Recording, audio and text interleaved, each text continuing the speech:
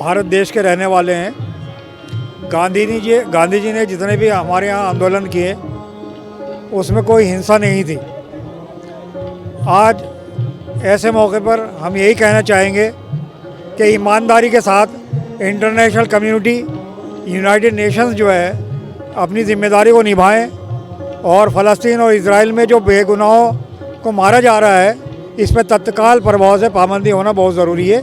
और इसी चीज़ को लेकर यूनाइटेड नेशन का क़याम अमल में आया था।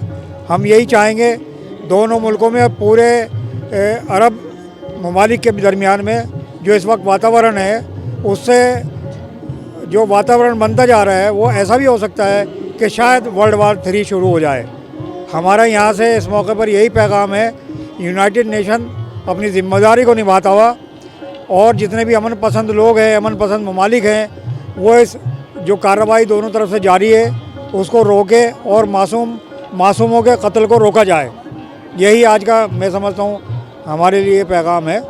जो अस्पताल में जिस तरह विस्फोट किया गया है जिससे कई हजार बच्चे लगभग उसके चपेट में आए, इस पर क्या कहेंगे? ये एक इन्वेस्टिगेशन का मामला है और जिसने भी ये हरकत की है, बहुत जालिमाना हरकत की है, उसको भी उसके खिलाफ भी यूनाइटेड नेशन कार्रवाई करे इन्वेस्टिगेशन होने के बाद, ताकि तथ्य सामने आए।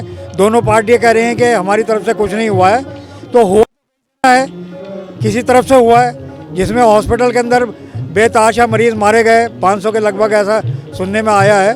तो जिसकी भी ये कार्रवाई निंदनीय है, निंदनीय है, हम उसकी भरपूर निंदा करते हैं। ऐसा नहीं होना चाहिए। तो उसकी बात है और बहुत दुख का विषय है, निर्दोष लोग मारे जा रहे हैं। 2 देशों की जंग में अगर कोई शहीद हो रहा है तो वहाँ की निर्दोष जनता हो रही है, जिसके लिए हम यही अपने देश के माध्यम से हम यही अपील कर रहे हैं कि युद्ध विराम होना चाहिए। निर्दोष लोगों को मारा जाना, इतना कत्लेआम इंसानियत के लिए तो अच्छा नहीं है। तो हम तो यही कहना चाहते हैं कि ये युद्ध बंद होना चाहिए। हम भगवान बुद्ध की नगरी से एक पैगाम भेजना चाहते हैं। भगवान बुद्ध ने अहिंसा के माध्यम से पूरे दुनिया को एक संदेश दिया है कि आप अपने विचारों से, आप दूसरे जो भी आपसी मतभेद हैं, आप अपने विचारों से, आपसी वार्तालाप से आप अपने अहंकार को मारकर आप सारे झगड़े ख़त्म कर सकते हैं। देखिए आज हम दशहरा हमारे यहाँ होने जा रहा है। हमारे यहाँ क्या कहते हैं, दशहरा उत्सव चल रहा है। इसका मकसद भी यही है कि रावण एक बहुत अहंकारी था, बहुत ताकतवर था, उसे बहुत अपने आप पे गुमान था, लेकिन उसका भी गुमान टूटा। तो अहंकार किसी का भी नहीं रहेगा।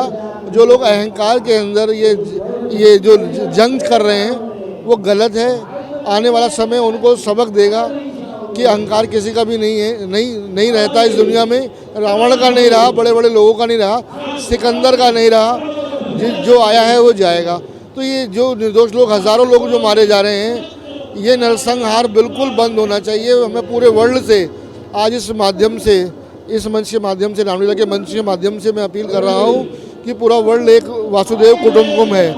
हमारे देश की परिभाषा है, हमारा भारत की कल्पना है कि पूरा देश ही वासुदेव कुटुंबकम है। पूरा देश एक समाज है। तो हमारे में आपस में झगड़े नहीं होने चाहिए, जंगें नहीं होनी चाहिए। ये इंसानियत के विरोध में है।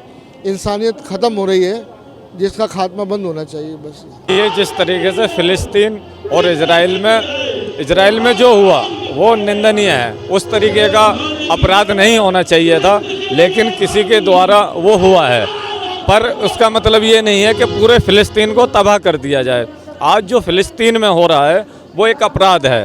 वो संयुक्त राष्ट्र के जो एक लाइन है उसे उल्लंघा जा रहा है।